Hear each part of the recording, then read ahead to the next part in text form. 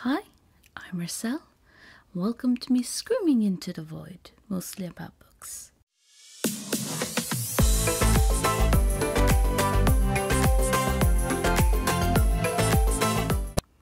I have a project where I want to read a book from each country of the world, and one of those that are on my list is now British Virgin Island, and I found a book by Jennie Wheatley called Pass It On, A Treasure of Virgin Island Tales.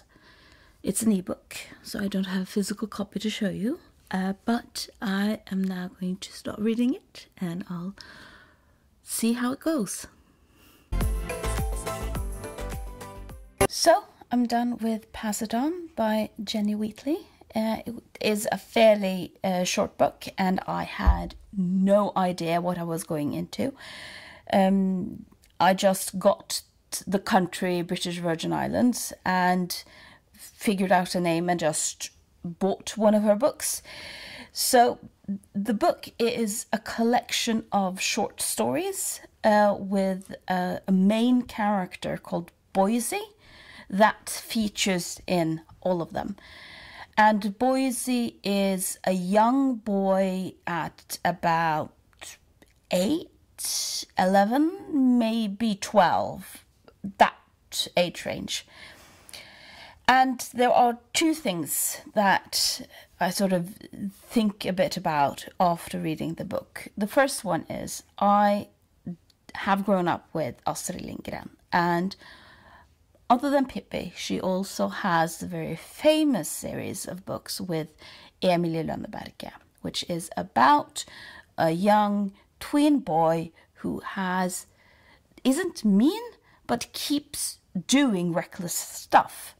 I thought it was funny how similar a twin boy on the Virgin Islands and a twin boy in Sweden can be regarding being reckless little punks and doing stuff they know aren't the right thing to do, but still being compelled to do it because they want to impress their friends or they don't think about the consequences. That's just how young boys are, and it says something about how good of an author Jennie Wheatley is that you find Boise a quite endearing character. You don't agree with him and you can't really understand his thinking all the time, but you still empathize with him. He still feels real, and I find that fascinating that the young boy experience turns out to be such a universal experience. So that's one of the things I really enjoyed when reading the book.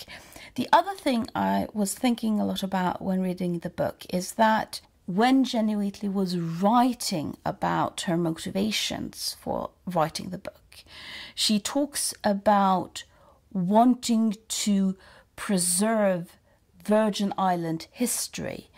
The story, Pass It On, is about the importance of telling stories to the next generation, and that she felt like there was something lacking with them not necessarily having literature to pass on to the next generation.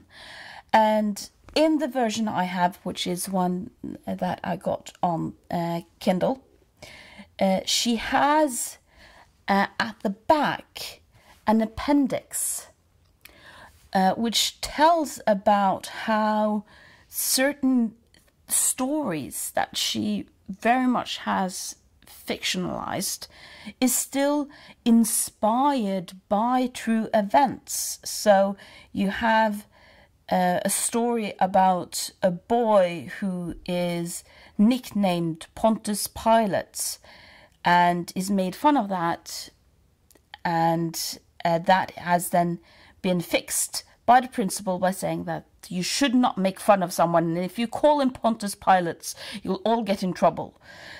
And then when the school children are then to read the Apostles' Creed, which for those who have not grown up religiously Christian, the Apostle Creeds is about, I believe in Jesus Christ, and so on and so on. And one of the things that does appear in the Apostle Creeds is Pontius Pilate's.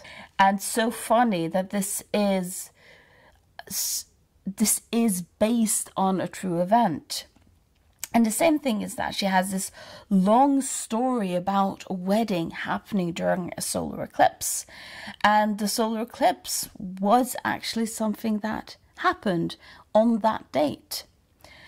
Now, if Boise's great-great-grandmother actually got married on that date, I don't know. But she still, it's clear that she, in her writing, is trying to preserve the Virgin Island culture and pass it on, not necessarily in a preserved state, because no culture exists as living culture if it is preserved, but in the way of translating it and giving the next generation a part of their history. And considering the political situation in Virgin Islands being a part of the British overseas territories, that meaning, while not explicit in the literary text, is very much implicit in the text and is sort of lingering there, unspoken. And I find that it makes you read the stories differently, because this isn't just inspired fairy tales or short stories. This is a way of preserving Virgin Island culture, specifically preserving Virgin Island culture. And that means that what is mentioned, the way they are talking, has a very heavy-leaning factual aspect to it. She isn't making any of the sort of set dressing to these stories up. In addition to that, there are illustrations in the Kindle version, and that is wonderful. I always absolutely love when books have illustrations, and she has Boise's family tree, so you can sort of keep up with who people are in the story, because yes, you have Boise as the main character, but it's also his mother and his grandfather, Jojo, and all of that good stuff. Very, very interesting book reading, specifically because it's not just a piece of literature, but very much also a way of understanding not necessarily contemporary Virgin Island culture, but Virgin Island history. Thank you for listening to me screaming into the void.